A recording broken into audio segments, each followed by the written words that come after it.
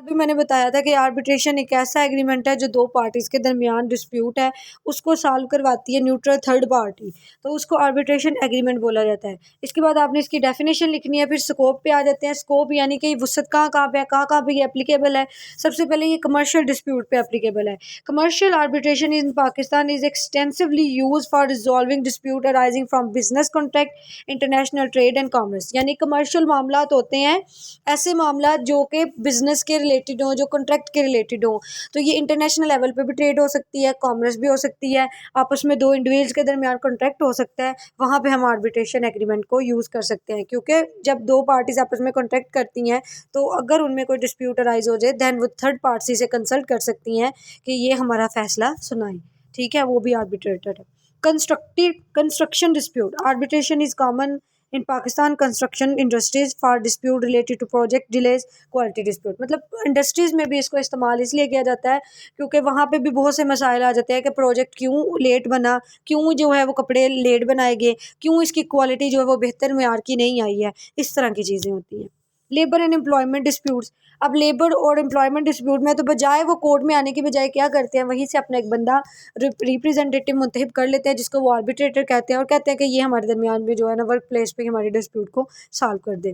Family law disputes होते हैं, child की कस्टडी के रिलेटेड है, इनहेरिटेंस मामला आता है, विरासत के रिलेटेड मामला है, डाइवोर्स के रिलेटेड मामला आता है, तो वो भी एज ए आर्बिट्रेटर के तौर पर वो सॉल्व करवा सकते हैं। Public policies and administrative disputes अगर हो जाए तो वो भी जो है पब्लिक पॉलिसी जो है मुफाद आमा के मफाद के लिए और एडमिनिस्ट्रेटिव के इंतजामिया के रिलेटेड जो मामला होते हैं एजुकेशन डिपार्टमेंट में हो जाते हैं, हेल्थ केयर डिपार्टमेंट में होते हैं, तो बजाय कोर्ट्स में जाने के और इतनी ज़्यादा वो इफेक्टिव सिस्टम है, कॉस्ट बहुत ज़्यादा आती है, तो डेट्स वाई वो प्रेफर करते हैं आर्बिट्रेटर को ये हमारा डिस्प्यूट सॉल्व कर दे। अब आर्बिट्रेशन एग्रीमेंट क्या होता है, फर्स्ट ऑफ ऑल हम उसके कंपोनेंट्स देखते हैं। सबसे पहले उसका कंपोनेंट है आइडेंटिफिकेशन ऑफ द पार्टीज।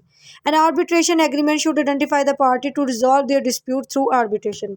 मतलब इसमें पार्टीज खुद आइडेंटिफाई करती हैं कि हमने जो अपना डिस्प्यूट है ना वो कैसे सॉल्व करना है। Intent to arbitrate, the agreement should express the unequivalence intent of the party to resolve their dispute through arbitration। मतलब इंटेंशन इसमें उनकी देखी जाती है कि वो खुद जो है इसमें शामिल हो आर्बिट्रेशन एग्रीमेंट में, ताकि वो इस डिस्प्यूट को इजीली सॉल्व कर सके। स्कोप ऑफ द एग्रीमेंट, क्या मकसद होता है इस एग्रीमेंट का। The agreement should define the scope the dispute that will be subject to arbitration. मतलब इसमें जो स्कोप है इसका वो खुद ही बता देता है वो एग्रीमेंट स्कोप है कि किस वजह से किस नोयत का ये एग्रीमेंट है, वो इसके मकसद है वो बता देते हैं। Selection of arbitrator, the agreement should specify the process for appointing arbitrator. Party can choose a sole arbitrator और अ पैनल ऑफ आर्बिट्रेटर। यानी पार्टीज जो एग्रीमेंट है वो इस बात को भी निशानदेही करता है, इस बात को स्पेसिफाई करता है कि ये जो प्रोसेस है वो आर्बिट्रेटर के थ्रू सॉल्व होगा। पार्टीज के पास राइट है कि वो अपना आर्बिट्रेटर मुंतखब करें, एक पर्सन भी कर सकते हैं, सोल आर्बिट्रेटर होता है एक पर्सन, और पैनल आर्बिट्रेटर होता है ज़्यादा पर्सन। ठीक है, एक से ज़्यादा पर्सन को भी वो रिप्रेजेंट कर सकते हैं। कॉन्फिडेंशियल, यानी उनके दरमियान जो भी मामला होगा, ठीक है, वो कॉन्फिडेंशियल रखा जाएगा। कॉस्ट एलोकेशन, कॉस्ट बहुत कम आएगी। ठीक है, ये चीज़ इसमें लिखी गई है। बेनिफिट क्या है इस एग्रीमेंट के, स्पीडी एंड इफेक्टिव है, यानी ये एफिशिएंट रहता है मामला। ठीक है, अब ये जो सारे मैंने आगे सिर्फ ना हेडिंग्स लिख दी हैं, इनके अंदर मवाद आप खुद लिख सकते हैं। ठीक है, इन्फोर्सबिलिटी है, ये मवाद इनको इन्फोर्स करवा दिया जाता है, कॉन्फिडेंशियल रहता है, रिड्यूस कॉस्ट है, एक्सपर्टीज़ होती हैं। ये आपने खुद अपने लफ्ज़ों में लिख लेने, ना भी लिखेंगे तो इतना भी काफ़ी है। Challenges of N arbitration agreement, क्या चैलेंजेस उसको फेस करने पड़ते हैं, क्या मुसीबतें फेस करनी पड़ती हैं इस एग्रीमेंट को, वो पढ़ लेते हैं। Following are the challenges of arbitration agreement. Limited appeal, an arbitration process we have the right of limited appeal. मतलब इसमें आर्बिट्रेशन एग्रीमेंट में क्या होता है कि हमारे पास अपील नहीं हम कर सकते, हम अगली कोर्ट में इल्तिजा नहीं कर सकते। जैसे क्या होता है कि हमारे सिविल कोर्ट फर्स्ट क्लास का डिसीजन है तो हम डिस्ट्रिक्ट कोर्ट में चले जाते हैं, डिस्ट्रिक्ट से फिर हाई में, हाई से फिर सुप्रीम कोर्ट में, तो यहाँ पे हमारे पास चांस नहीं है। आर्बिट्रेटर ने डिसीजन दिया, हम दोबारा उसको अपील नहीं करेंगे, अब उसके लिए फिर हमें कोर्ट में जाना पड़ेगा। कॉस्ट बहुत ज़्यादा आती है, क्यों, क्योंकि हमें आर्बिट्रेटर की फीस भी पे करनी पड़ती है। Potential of bar, while settling of arbitrator it may be a doubt that arbitrator give decision based on biasness। potential of bias, यानी यहाँ पे बताया गया है कि इसमें एलिमेंट ऑफ बियास इंटरेस्ट भी हो सकता है जो आर्बिट्रेटर है वो किसी ना किसी पार्टी से मिला हो तो उस पर डाउट आ जाता है। डेट्स वाई ये भी इसके बहुत बड़े चैलेंज हैं जो इसको फेस करने पड़ते हैं। फॉर्मेशन ऑफ आर्बिट्रेशन एग्रीमेंट, कैसे अब इसकी जो है ना तरतीब बनाई जाती है, कैसे ये जो आर्बिट्रेशन एग्रीमेंट है वो किया जाता है।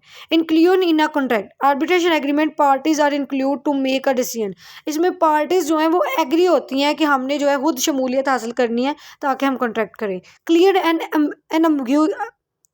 एन एम्बिगियस लैंग्वेज, यानी इसमें क्लियर कट लैंग्वेज में साफ शफाफ लफ्ज़ों में लिखा जाता है, आसान आसान अल्फाज में लिखा जाता है ताकि बच्चे जो है ना मतलब पार्टीज जो हैं वो इजीली इसको अंडरस्टैंड कर सकें। म्यूचुअल कंसेंट होता है बाहमी रजामंदी, यानी पार्टीज एग्री हैं कि जो एक कॉन्ट्रैक्ट है ना एग्रीमेंट है उसको वैलिड बनाने के लिए, कानूनी बनाने के लिए दोनों पार्टीज़ के आपस में कंप्रोमाइज़ होगा।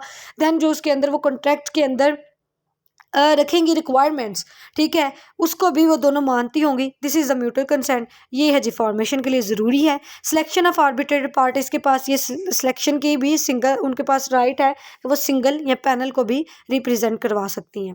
गवर्निंग लॉ, यानी पार्टीज गवर्न करेंगी कि किस लॉ के तहत वो आर्बिट्रेशन एग्रीमेंट कर रही हैं।